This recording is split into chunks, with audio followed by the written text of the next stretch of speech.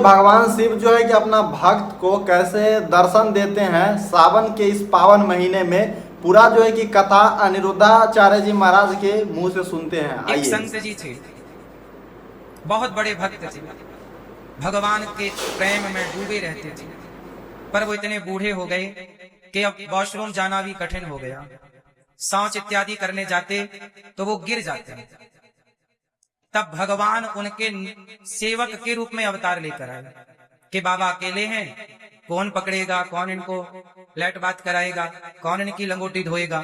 तो सोचिए, वो जगत का पालनहार, ब्रह्मांड नायक, जिसके चुटकी बजाने से संसार बन जाता है और प्रलय हो जाता है, जो ब्रह्मा को पैदा करते हैं, वो एक साधु के सेवक बनकर प्रकट हुए और बाबा जी को ले जाते। बाबा जी, मैं आपका चेला हूँ, आपकी सेवा कर दूं?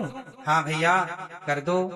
अब भगवान बाबा को, साधु को भोजन बना के देते हैं, वही नहलाते हैं, वही उनकी लंगोटी धोते हैं, वही उनकी लंगोटी कपड़ा धोते हैं, वही उनके कमरे में पोंछा और झाड़ू लगाते हैं। साधु के संग रहे, पर साधु के संग रहकर जान ना पाए। नर्मदा जी की परिक्रमा कर रहे थे एक संत, 3 परिक्रमा कर ली नर्मदा जी की। नर्मदा जी से कहा, मैया मैंने तो सुना कि तुम्हारी परिक्रमा करने के बाद शंकर जी का दर्शन होता है। मैंने 3 परिक्रमा कर ली, कहां दर्शन हुआ? झूठ बोलती हो। नर्मदा जी को डांट रहे हैं साधु जी, झूठ बोलती हो। कहती हो कि जो हमारी परिक्रमा कर लेगा शिव मिलेंगे, साक्षात्कार होगा। हमने तो 3 परिक्रमा कर ली, 4थी चालू है, अभी तक तो मिले ना, हम बुढ़े हो गए, मर जाएंगे। तभी साधु जी ये बोल के घाट में नर्मदा जी को और आगे परिक्रमा में चल पड़े। नर्मदा जी की आगे जब चले तो उनका शरीर बूढ़ा हो गया था। परिक्रमा लगाते थे, चलते रहते थे, एक जगह ठहरते नहीं थे संत। तो उन्हें एक हलवाई मिल गया। बोले, बाबा मैं तुम्हारा सेवक बनूं, तुम्हारा ये झोला मेरे कंधे पे रख दो और मैं तुम्हारा झोला उठाऊं, जहां तुम्हें भूख लगे तुम्हारी भोजन की सेवा करो। हाँ भैया, एक सेवक की जरूरत थी, तुम बढ़िया चेला बन जाओ, सेवा करना। ठीक है। और वो जो चेला बनने आया वो कोई और नहीं, भगवान शंकर बाबा जी का झोला लेके पीछे पीछे चल रहे हैं। बाबा जी रात को रुके तो शंकर जी उनके लिए भोजन बना रहे हैं।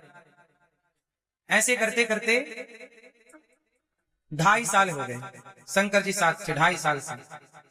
शंकर जी कभी लंगोटी धुल रहे हैं, कभी झोला उठा रहे हैं, कभी भोजन बना रहे हैं।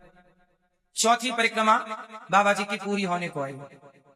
4थी परिक्रमा पूरी होने को आई तो फिर कहा, अरे नर्मदा मैया, 4 परिक्रमा हो गई तुम्हारी, अभी तक तो दर्शन हुआ नहीं। और कह के बाबा जी रोने लग गए।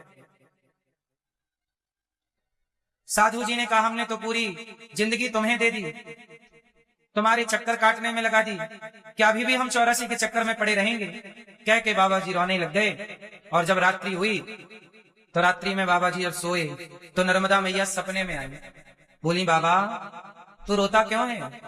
तूने मेरी परिक्रमा लगाई है, तेरी परिक्रमा व्यर्थ छोड़ी जाएगी।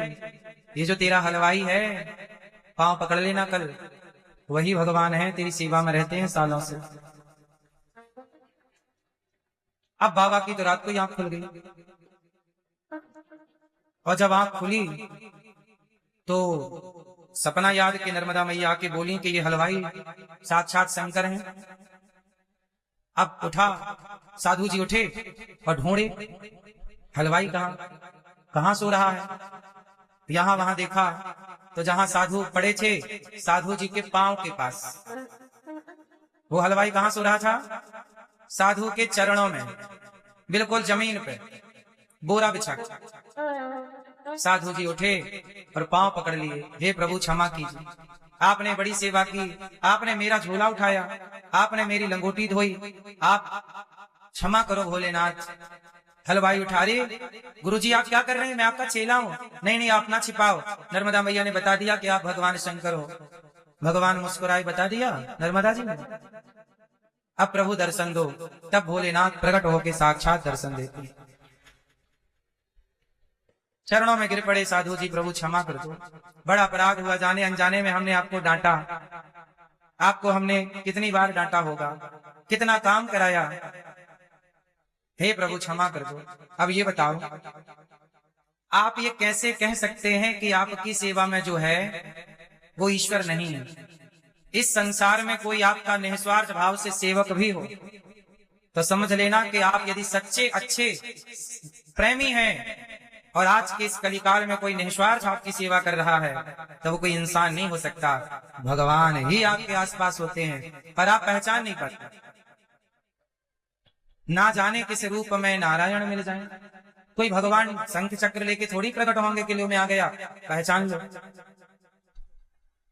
भगवान के अवतार कितने हैं, आप पृथ्वी के धूल कण गिने जा सकते हैं, पृथ्वी के धूल कण गिने जा सकते हैं, पर भगवान के अवतार गिने नहीं जा सकते। इतने अवतार हैं। जो भगवान के भक्त हैं, भक्तमाल में एक कथा है, कोई गरीब ब्राह्मण था, बेचारा बड़ा गरीब, वो सबसे कहता कि भैया मेरे को कथा सुनानी आती है, आप मेरे से कथा सुन लो, थोड़ी सी दक्षिणा दे देना, हमारे घर में बच्चे बड़े भूखे हैं। पर बाबा साको वो ब्राह्मण की कथा कोई ना सुने। बोले हम आपको कथा सुना दें, आप थोड़ी सी हमें दक्षिणा दे देना तो हमारा रोटी का जुगाड़ हो जाएगा। कोई ना सुना। और वो ब्राह्मण केवल ब्राह्मण था, बात सही है, वो बहुत बड़ा भक्त भी था, भले कितना भी बड़ा भक्त हो, पर रोटी तो चाहिए कि नहीं भक्त को भी। अब वो ब्राह्मण मंदिर गया, राम जी का मंदिर था, हनुमान जी भी थे। राम जी से कहा प्रभु और तो कोई कथा सुन नहीं रहा है, ऐसा करो आप ही सुन लो, हम आपको ही सुनाते हैं। तो वो पंडित जी बड़े सरल थे, सीधे थे, भगवान की कथा सुनाते ही नहीं थे, वो कथा हृदय में उतारते थे और भगवान से बहुत प्रेम करते थे। पैसों की वैसे उनको जरूरत नहीं थी, पर बच्चे छोटे हैं तो रोटी तो उनको चाहिए। भाई कोई भी बाप हो अपने बच्चों को भूखा तो नहीं देख सकता। तो पंडित जी ने भगवान से ही कहा कि प्रभु कोई व्यक्ति तो सुन नहीं रहा है कथा, एक काम करो आप ही सुन लो। तो पंडित जी कथा सुनाने लगे। कथा हुई राम जी की 9 दिन की। एक दिन की कथा सुनी, कोई नहीं था वहां, कोई श्रोता नहीं थे। मंदिर में केवल राम जी थे, लक्ष्मण जी थे, सीता मैया थी और हनुमान जी थे। राम लक्ष्मण जानकी जय बोलो हनुमान की। 4 श्रोता थे, हनुमान जी, लक्ष्मण जी, राम जी और सीता मैया। चारों को कथा सुनाई कि आप ही हमारे यजमान बन जाओ और सुनो। पहले दिन की कथा हुई, कोई नहीं आया। दूसरे दिन की कथा हुई, कोई नहीं आया। पर पंडित जी ने बड़ी श्रद्धा से, अब उनको लगा कि चलो पैसे वैसे तो मिलने नहीं है, पर कथा भगवान को सुनेंगे तो पुण्य मिलेगा, पैसा भले ना मिले भैया पुण्य तो मिले। पंडित जी कथा सुनाए। आज कथा का 9वां दिन था। ये विश्राम दिन की कथा थी। आज क्या हुआ कि जब कथा हुई तो एक सेठ जी आ गए। पंडित जी कथा सुनाने आए कि वहां पर कोई सेठ जी आ गए। जब सेठ जी आए तो राम जी और हनुमान जी की बात हो रही थी। राम जी बोले हनुमान जी ये पंडित जी बेचारे रोज कथा सुनाते हैं, आज आखिरी दिन है, ऐसा करो कि दक्षिणा वगैरह थोड़ी बहुत व्यवस्था करो। ये बात किसने कही? राम जी ने कही मंदिर में हनुमान जी से। अच्छा, वहीं पर संयोग से सेठ जी बैठे थे। ये कोई सेठ वहां गांव का कोई बड़ा आदमी रहा होगा, मुखिया सरपंच वगैरह। हनुमान जी और राम जी की बात हुई तो राम जी बोले, हनुमान जी बोले प्रभु कितनी दक्षिणा की व्यवस्था करा दें? राम जी बोले 9 दिन कथा सुनाई है, कम से कम 1000 रुपया तो हो, 1000 रुपया की व्यवस्था कराओ। हनुमान जी बोले तो ठीक है, आज पंडित जी को 1000 रुपया देंगे। ये बात एक सेठ जी ने सुन ली कि आज पंडित जी को 1000 रुपया मिलना। अब सेठ जी सुन गए। अच्छा, वो सेठ जो था वो भगवान भगवान को नहीं मानता था, वो तो पता नहीं क्यों आके आज वहां थकाहारा बैठ गया। वो बातें सुन ली, वो बड़ा नास्तिक था। अब पंडित जी आए रोज की तरह कथा सुनाने। तो सेठ जी बोला, पंडित जी आप रोज कथा सुनाते हो, पर ऐसा करो कि आज की कथा में आपको जितना पैसा मिले वो सारा पैसा आप हमें दे देना और हम आपको 500 रुपया देंगे। तो सेठ जी को लगा कि 1000 रुपया मिलना है तो 500 पंडित जी ले लेंगे, सौदा कर लूं मैं। अच्छा, पंडित जी को पता नहीं था कि राम जी और हनुमान जी की क्या बात हुई, पर यह बात सेठ जी को पता चल गई। तो सेठ जी को तो कन्फर्म था कि 1000 रुपया मिलने। तो पंडित जी से बोला कि देखो आपको कोई पैसा तो मिलता नहीं है, लेकिन आज श्रोता आए और जितनी चढ़ोतरी होगी उसमें ऐसा करना कि हम 500 रुपया तो आपको अभी दे रहे हैं, ये लो। तो सेठ जी ने तो 500 पहले दे दिए, लो पंडित जी अब जो भी चढ़ोतरी होगी वो मेरी होगी। पंडित जी भी सोचे कि 9 दिन में तो 1 रुपया नहीं आया, अच्छा हुआ कि 500 पहले ही मिल गए, इससे बच्चों की दाल रोटी तो चल ही जाएगी। तो पंडित जी भी बेचारे मरता क्या ना करता। पंडित जी बोले पता नहीं 9 दिन में जब 1 रुपया नहीं आया 8 दिन में तो आज भी आएगा, इसकी क्या गारंटी है, पर सेठ जी 500 पहले ही दे रहे हैं तो बढ़िया। तो पंडित जी बोले सौदा मंजूर, आज हम जो कथा सुनाएंगे उसमें जितना भी आएगा, अब 500 हमने ले लिया आपसे सेठ जी, अब 500 अब जो भी आएगा आपका, लो भैया। कथा हो गई पूरी, कोई नहीं आया। सेठ जी को बड़ी गुस्सा आई, हे भगवान ये देवता भी झूठ बोलते हैं। बोल रहे थे कि पंडित जी को शाम को दक्षिणा में 1000 देंगे, इस चक्कर में मैंने अपने 500 दे दिए और अभी तक तो कोई आया नहीं श्रोता 1000 रुपया चढ़ाने। ये हनुमान जी कह रहे थे कि 1000 रुपया दिलवाएंगे, अभी तक तो दिए नहीं। हे भगवान घोर कलयुग, यहाँ देवता भी झूठ बोल रहे हैं। तो सेठ जी को बड़ी गुस्सा लगी, तो सेठ जी गए और हनुमान जी को 1 लाख जमाया, वो झूठ बोलते हो।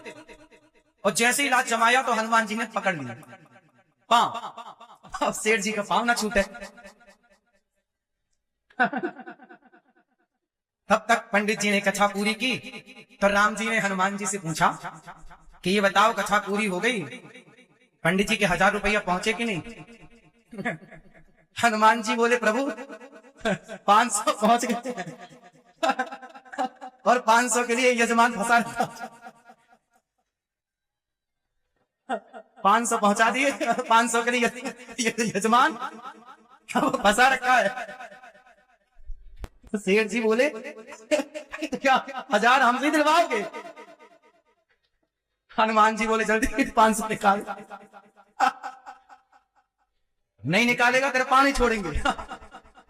अब भैया उसने 500 निकाले, वो पंडित जी को, पंडित जी यहाँ पंडित जी को 500 और दिए। तब हनुमान जी ने कहा चलो हमारे यजमान सफल हुए और जितना बोला था 1000 रुपया पहुंच गए।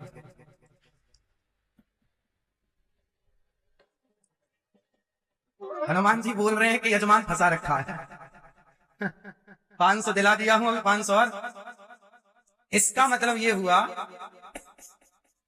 कि भगवान अपना कोई भी काम करते हैं तो आपसे और हमसे करवा लेते हैं, और जब हमसे और आपसे करवाएं, अब आप लोग गौरी गोपाल आते हो और आप दान करते हो यहाँ माताओं के लिए, अन्न क्षेत्र के लिए, गुरुकुल के लिए, तो आपको क्या लगता है आप दान करते हो?